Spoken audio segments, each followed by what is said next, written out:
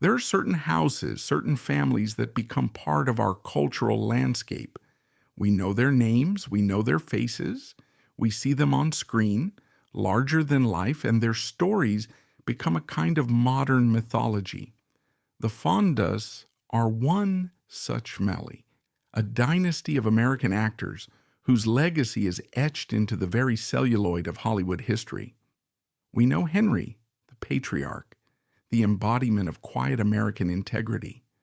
We know his children, Jane and Peter, icons of rebellion and activism. But there is a ghost in the heart of this family portrait. A fourth figure, often rendered in soft focus or missing from the frame entirely. She is the mother, the wife, the woman who gave the dynasty its next generation, but who seems to have vanished from her own story. Her name was Frances Ford Seymour. Her life is usually told as a footnote, a brief, tragic prelude to the more famous lives of her husband and children. She is the socialite who couldn't handle the pressure, the fragile beauty who succumbed to madness. But that is not her story. That is the story told by the survivors. Her real story is far more complex, far more heartbreaking, and it didn't begin with Henry Fonda.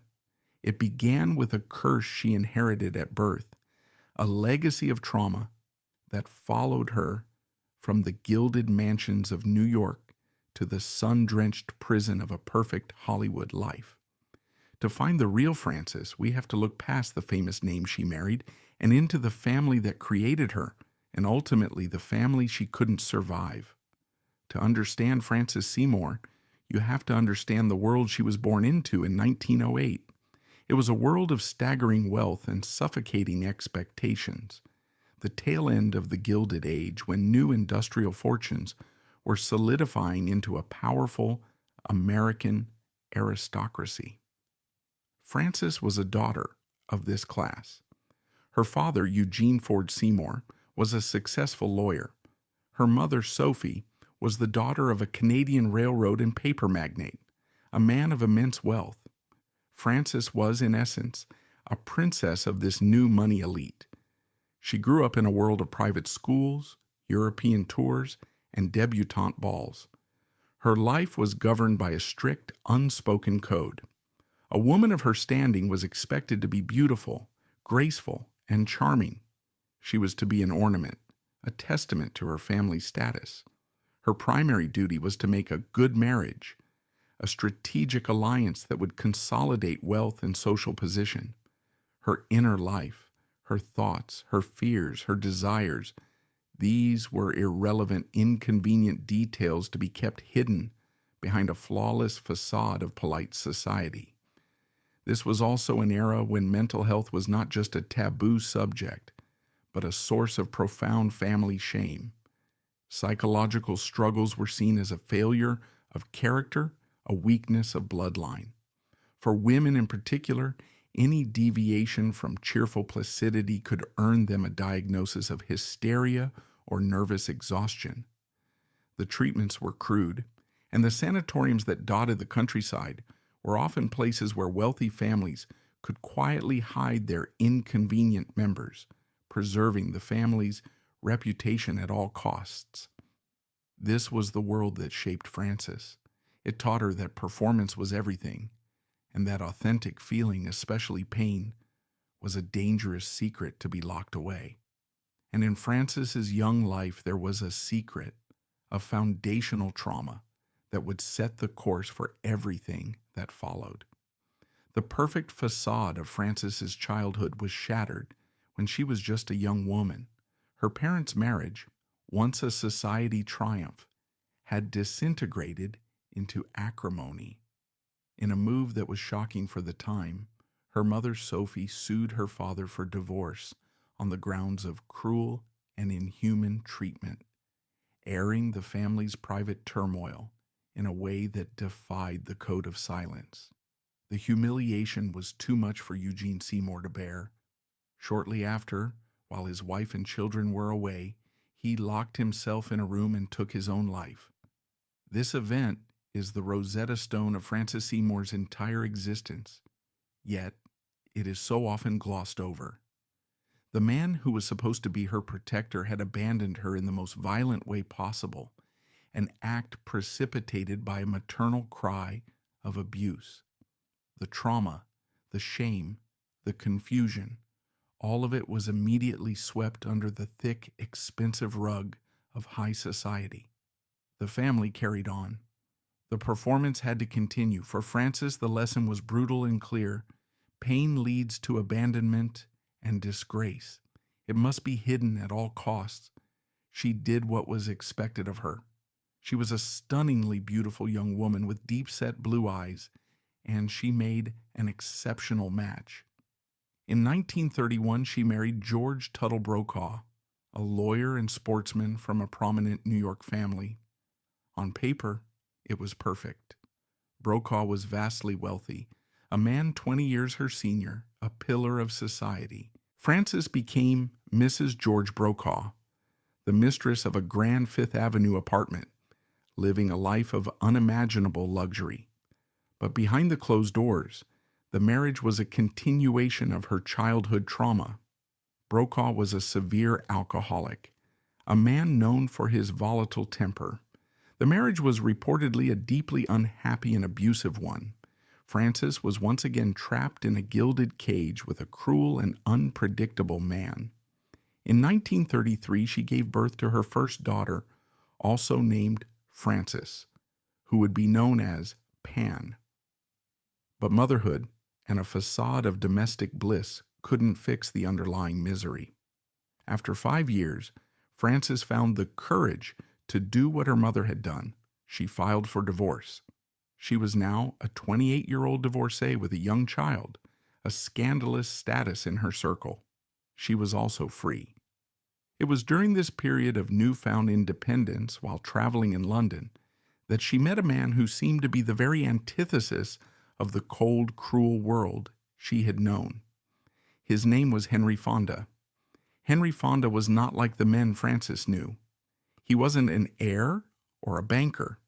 He was an artist, an actor from Nebraska, who had made a name for himself on Broadway and was now a rising movie star. He was tall, famously handsome, and possessed a quiet, thoughtful intensity that she found captivating. He seemed to represent an escape, a new life in a new world, far from the suffocating judgment of New York society. He was drawn to her elegance, her grace, her seemingly serene beauty. She was the sophisticated lady, and he was the principled man of the heartland. They fell in love and married in 1936. Frances left the cold, gray world of Fifth Avenue behind and moved with Fonda to Hollywood. They built a sprawling, idyllic home in Brentwood, a beautiful farmhouse-style estate surrounded by gardens. It was a picture-perfect life. Frances threw herself into creating the perfect home, a sanctuary for her new husband.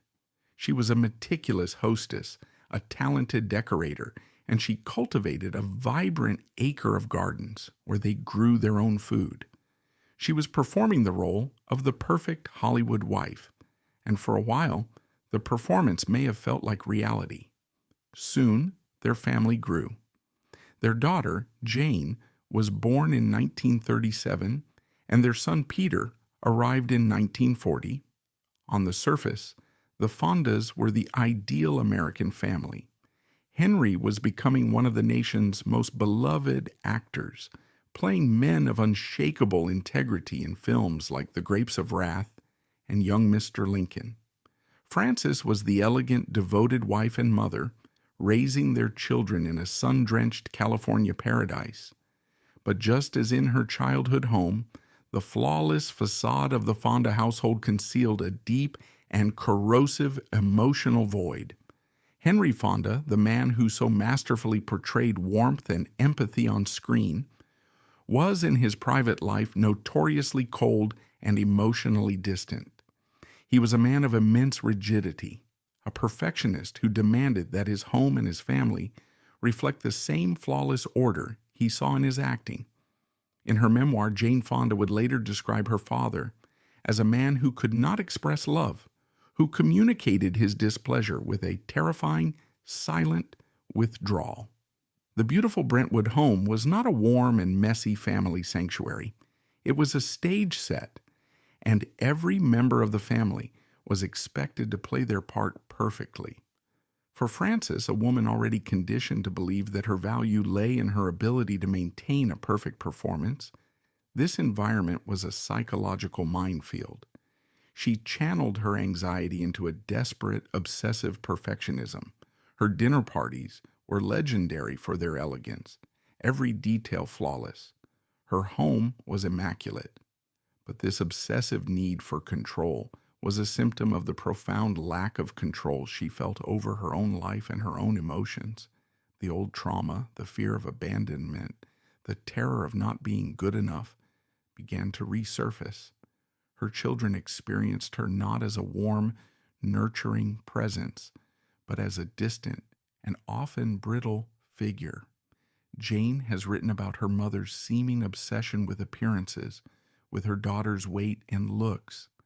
What a child would perceive as coldness and criticism was very likely the projection of a woman consumed by her own self-loathing and a desperate need to meet the impossibly high standards of her husband. Frances was reportedly struggling with an eating disorder, a classic manifestation of a desire for control in a life that feels out of control. The cracks in her perfect facade began to widen. She became more withdrawn, more anxious, and her behavior more erratic. The man who was supposed to be her escape had created a new, more subtle kind of prison for her. Henry Fonda, unable and unwilling to deal with the messy reality of his wife's deteriorating mental health, did what men of his class and time so often did. He sought professional help to have her fixed, or at the very least removed from view. Frances was admitted to a series of sanatoriums and psychiatric hospitals. These were not restful spas, but institutions where she underwent grueling rounds of psychotherapy, trying to excavate the roots of a pain that began long before she ever met Henry Fonda. Her letters from this time reveal a woman who is intelligent, articulate, and painfully self-aware, a woman desperately fighting to understand herself and to get well. She was not a passive victim of madness. She was an active participant in a battle for her own mind. Her final stay was at the Austin Riggs Center in Stockbridge, Massachusetts, a progressive psychiatric facility known for its long-term, intensive psychoanalytic approach. Here she began the painful work of confronting her past. But just as she was beginning this process, the man she had built her life around delivered the final, devastating blow. In late 1949, while Frances was institutionalized at Austin Riggs, hundreds of miles from home, Henry Fonda came to visit her. He did not come to offer support or comfort. He came to tell his wife of 13 years that he wanted a divorce. He had fallen in love with a 21-year-old woman named Susan Blanchard, who was just a few years older than his own daughter, and he wanted to marry her immediately. For Frances, this was the ultimate abandonment, the confirmation of her deepest lifelong fear. Her father had left her through suicide. Her first husband had been cruel. And now, the man who was her great hope, the man for whom she had crafted a perfect life, was leaving her for a younger woman, casting her aside at her most vulnerable moment. It was a catastrophic betrayal, an act of breathtaking cruelty that shattered what was left of her fragile psyche. She remained at Austin Riggs, her condition worsening. She wrote frantic, heartbreaking letters that veered between desperate pleas for reconciliation and lucid, angry condemnations of her husband. She was a woman completely unmoored, betrayed by the one person she thought she could trust. On April 14th, 1950, her 42nd birthday, Frances Seymour walked into the bathroom of her room at the sanatorium. She was carrying a razor blade she had somehow managed to hide. There, In the sterile, white-tiled room far from her children and her home, she ended her own life, a final tragic echo of her own father's suicide decades earlier. The curse had come full circle, but the tragedy did not end with her death. The final act of cruelty was the cover-up. Henry Fonda, ever protective of his public image and the family name, decided that the truth was too ugly, too messy. The Fonda family released a statement to the press that Frances had died of a heart attack. And in an act of breathtaking deception, this is the same lie they told her children. 12-year-old Jane and 10-year-old Peter were told their mother's heart had simply given out. Henry Fonda, believing children were resilient and that the truth was too damaging, erased the reality of his wife's final desperate act. He had her buried in an unmarked grave. It was as if he was trying to erase her completely. The truth, as it always does, eventually surfaced in the cruelest way possible. A few months later, Jane Fonda was in study hall at school. A classmate passed her a movie magazine, and there, in the glossy pages of a celebrity gossip column, she read the truth. Her mother had not died of a heart attack. She had taken her own life. The discovery, the shock, the betrayal by her own father would become another foundational trauma, one that would shape the rest of her life. The central painful question that hangs over this story is this: was Frances Seymour a woman who was simply too fragile for this world, doomed from the start by a flawed psychological makeup? Or was she a victim of a deeply patriarchal and emotionally stunted environment that first wounded her and then offered her no room to heal? The truth, of course, is not that simple. It is a complex and devastating interplay of both.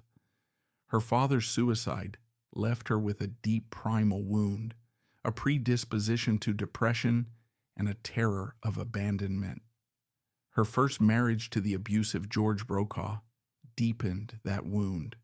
She was, without question, a vulnerable woman carrying a heavy burden of trauma long before she met Henry Fonda.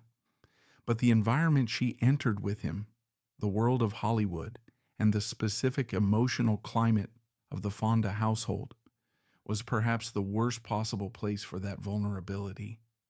Henry Fonda was not a classic villain.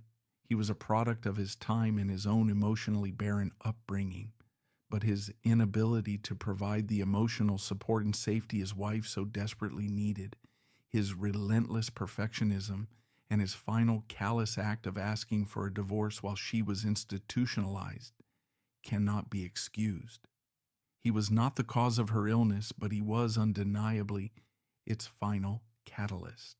The family's subsequent cover-up of her suicide, a desperate attempt to protect their own image, was a final desecration of her memory, a silencing of her pain even in death. The consequences of this tragedy have echoed for generations.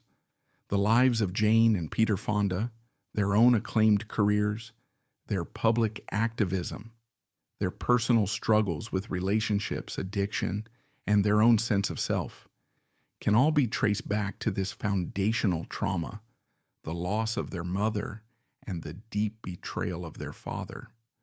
Frances's story is a powerful, haunting lens through which to view the history of women's mental health.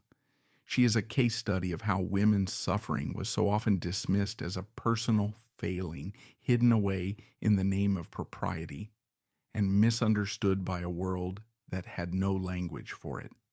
In the end, this story is not about Henry Fonda's wife or Jane and Peter's mother. It is about Frances Ford Seymour, a woman in her own right. For too long, she has been a ghost in a famous photograph, a silent, tragic figure whose story was told for her by others. But when we look closer, we see not just a victim, but a woman who fought. She fought to escape her first abusive marriage. She fought to create a perfect life.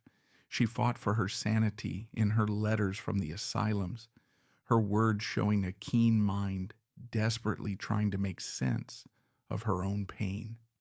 The curse Frances couldn't survive was not just one man or one family. It was a relentless legacy of paternal suicide, spousal abuse, profound emotional neglect, and a society that demanded a flawless performance at all times, especially from its women. Her life reminds us that behind the most glamorous and mythologized facades can lie the most unbearable private pain. And it reminds us that the most important act of remembrance we can offer is to finally give a voice back to those who were silenced, to see them for who they truly were, and to finally, after all these years, call them by their name. Frances.